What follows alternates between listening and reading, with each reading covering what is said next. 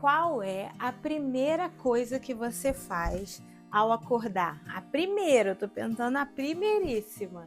Depois que você abre os olhos, entende quem você é nessa vida, qual é a primeira ação que você toma?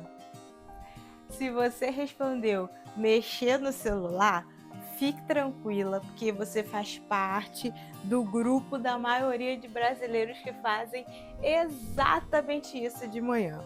Tem gente que antes de escovar os dentes, antes de tomar café, já respondeu o grupo da família, já rolou o feed do Instagram e já sabe o que está acontecendo no mundo, não é verdade? Tem gente que tem o celular como extensão da própria mão, não consegue se mover sem levar ele junto. Mas você já parou para pensar que esse tipo de atitude pode estar te formando para ser um tipo específico de pessoa? O tipo de pessoa que não tolera o tédio, o tipo de pessoa que não se desconecta, o tipo de pessoa que ao invés de ter a primeira luz do dia, o sol que está lá fora, tem a tela brilhante de um celular. Pensar assim pesa o clima, né?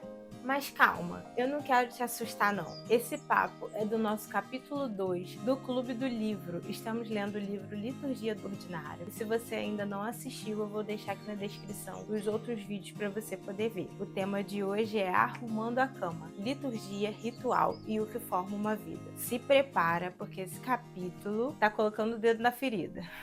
Você já reparou que a gente tem um ritual no nosso dia a dia? Todos os dias fazemos as coisas da mesma maneira. O jeito de levantar da cama e ir para o banheiro, o jeito de preparar o café, nem mais nem menos açúcar, o jeito de se arrumar para ir trabalhar, o jeito de escovar o dente. A gente repete aquela sequência bonitinha. Existe um passo a passo que é repetido todo dia. Nossa vida tem uma liturgia que é seguida à risca. E todos esses hábitos já saem no automático, a gente nem pensa no que a gente está fazendo, a gente só faz. Na verdade, a gente faz pensando em outras coisas. A autora do livro conta que a sua primeira ação do dia também era mexer no celular. Ela mal acordava, já lia e-mails, mandava mensagem para quem precisava. Ela diz que a tecnologia era a mãe do seu dia e que ela preenchia todos os momentos ociosos que pudessem aparecer. Ela mexia no telefone preparando café das crianças, dentro do carro, indo dormir, na hora de almoçar, em cada momento que dava,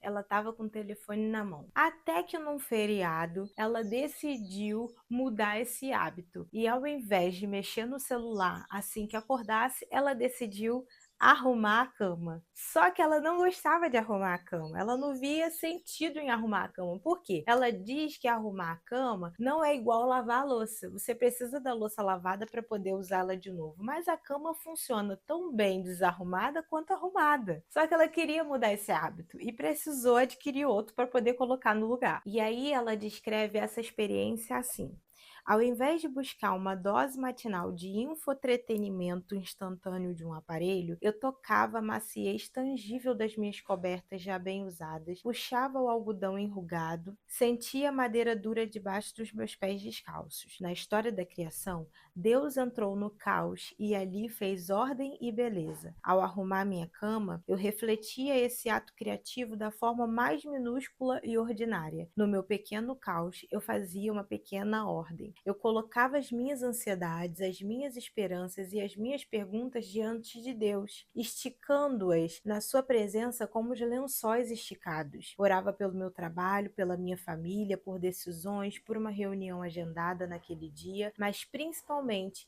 eu convidava Deus para o meu dia e simplesmente ficava ali sentada, em silêncio, meio que ouvindo, meio que só sentada. A maior parte dos nossos dias e, portanto, a maior parte da nossa vida é formada por hábitos e rotinas. Essas práticas e rituais, você sabendo ou não, nos tornam quem somos. Não é por menos que somos reconhecidos pelas nossas manias. João só gosta do arroz em cima do feijão. Maria nunca acorda de bom humor. Na casa da minha tia Joaquina não pode faltar oração antes das refeições. Todos os nossos hábitos, eles são adquiridos, seja pela nossa família, seja pela nossa igreja, seja pela cultura cultura ao nosso redor. Nós a todo momento somos moldados, mas a parte importante dessa história é que esses hábitos são aprendidos, eles são adquiridos. A Tish cita o autor James Smith do livro Você é Aquilo que Ama. O James diz que a gente tem uma ideia particular da boa vida que está impregnada nas nossas práticas repetitivas, que motivam a forma como vivemos e o que amamos. Você consegue perceber a força que tem um hábito? Os nossos hábitos, eles revelam os nossos amores, revelam aquilo que desejamos e, em última instância, eles revelam pelo que vivemos e o que adoramos. Mas você pode pensar assim, ai, claro que não. Quem eu amo e quem eu adoro é o Senhor. Mexer no meu celular não tem nada a ver com isso. É a Deus que eu recorro ao levantar e ao deitar. Mexer no meu celular não tem nada demais. Será? A autora diz que, quanto cristãos, nós somos chamados a viver como um povo radicalmente alternativo. Um povo que vive contra a cultura e não apenas com uma dose extra de espiritualidade adicionada. E o Smith, segundo Agostinho, diz que ser um povo radicalmente alternativo é viver diferente, é assumir práticas e hábitos que direcionam o nosso amor e o nosso desejo a Deus. E então se pergunte, o seu hábito pela manhã, o seu primeiro hábito, direcionam o seu amor e o seu desejo ao Senhor? Te faz lembrar do Criador e render louvor a Ele? É difícil pensar nessas coisas, né? Mas a gente precisa. E isso me faz lembrar o que o apóstolo Paulo diz em Romanos 12:2. Não se amoldem ao padrão desse mundo, mas transformem-se pela renovação da vossa mente,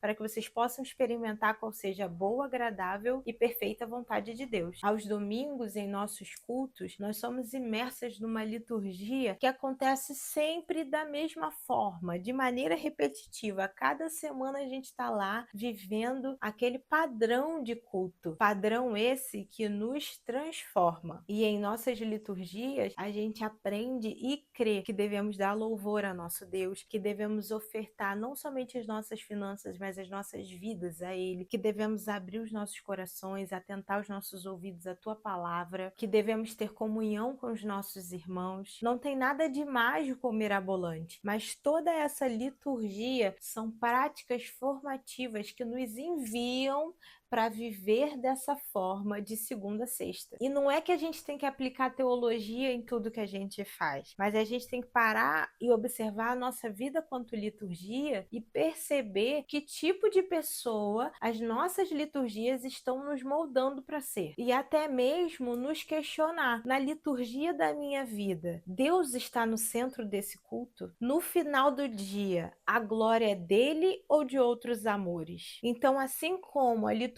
do nosso culto de domingo é capaz de nos transformar quanto pessoas, quanto crentes em Cristo Jesus, as liturgias das nossas vidas comuns também são capazes de nos transformar. E muito da vida cristã é formada de repetição, e de novo, e de novo, e de novo aquelas mesmas coisas. No culto de domingo, a gente aprende o ritmo repetitivo, os passos lentos de uma vida de fé. Agora, no culto das nossas vidas comuns, arrumando a cama, lavando a louça, lidando com a mesmice, com o tédio, a transformação de Deus nos adentra a realidade e nos transforma em verdadeiros adoradores. Você consegue compreender por que o desafio de você ter hábitos que glorificam o Senhor é tão importante? Porque isso te faz ser quem você é, cara. E aí você tá adorando a quem no fim do dia? Então é essa a importância da gente observar os nossos hábitos, porque a gente consegue perceber quais são os nossos amores, talvez quais são os nossos ídolos, e se o nosso Deus, ele é o centro do culto das nossas vidas, e se nós somos verdadeiros adoradores desse Deus em tempo integral, de segunda a segunda, 24 horas por dia. Será que Deus se adentra em cada periferia da sua vida? Desde o seu levantar até o seu deitar, em todas as suas ações automáticas? E aí a autora finaliza dizendo as suas intenções nessa mudança de hábitos.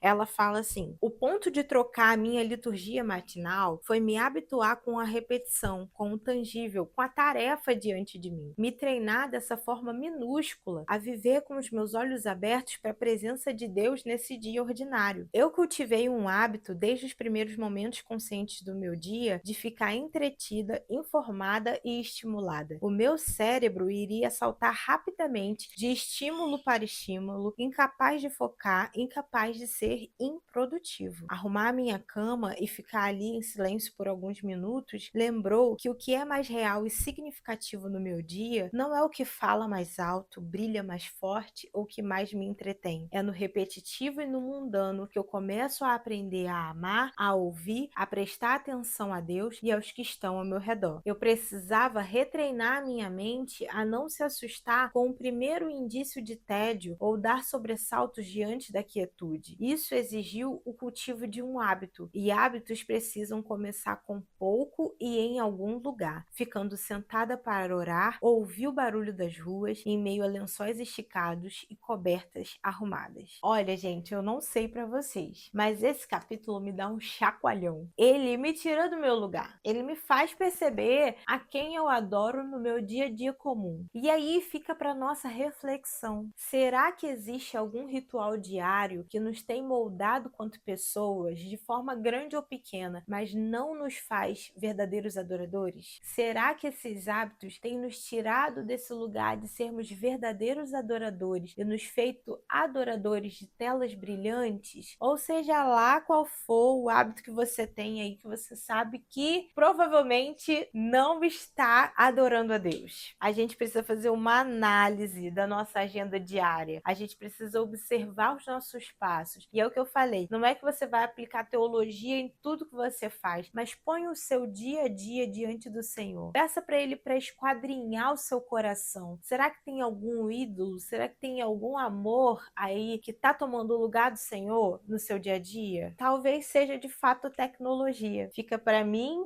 esse alerta, fica para você também, porque se nós amamos ao nosso Deus, a gente precisa querer que Ele seja glorificado em tudo, no quer comais, quer bebais.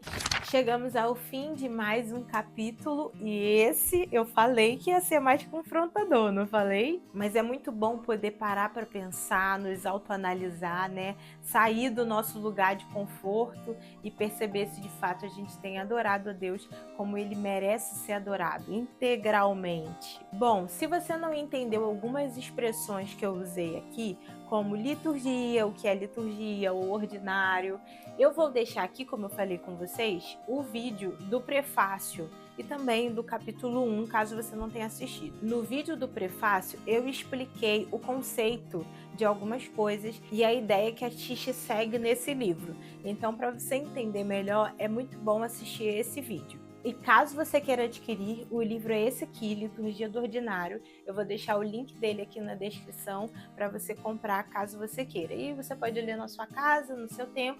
Quando eu postar um vídeo, você vem para a gente poder trocar figurinhas sobre ele, tá bom? Não deixe de colocar aqui nos comentários o que você achou desse capítulo, se ele também te desafiou, se ele também confrontou você. Dê um like nesse vídeo para o YouTube entregar para mais pessoas. E se você ainda não se inscreveu, você está esperando o quê?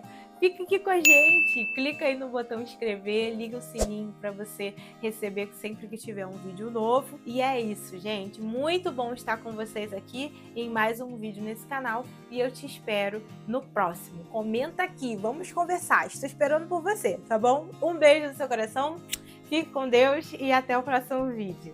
Tchau!